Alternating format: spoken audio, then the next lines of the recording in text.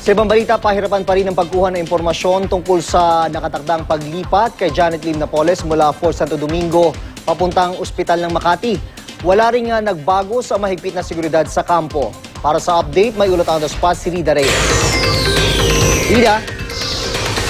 June, hanggang sa mga oras na ito ay inaantabayanan pa rin ang paglabas ni Janet Lim Napoles na nakatakdang ilipat sa Ospital ng Makati. Ano mang araw ngayon o bukas ayon sa kanyang abogado.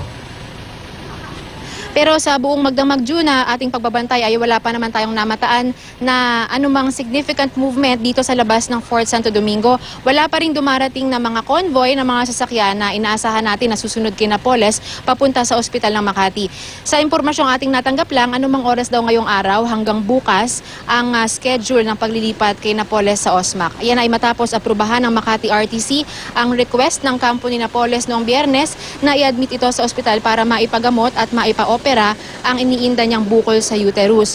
Pero imbis na sa St. Luke's Global City na personal na request ni Napoles, sa ospital ng Makati siya pinayagang ma-admit. Malugod naman niyang tinanggap ng kampo ni Napoles ayon sa abogado niyang si Attorney Faye Singson. Pinayagan naman daw silang pumili ng doktor ni Napoles mula sa St. Luke's na siyang mag-oopera sa kanya sa OSMAC. At gaya na inaasahan, hanggang sa mga oras na ito June ay maila pa rin ang impormasyon dito sa ating kinalalagyan. Di raw otorisado ang na magbigay ng anumang detalye ang mga nakabantay na security dito sa paligid ng kampo. June? Maraming salamat, Rida Reyes.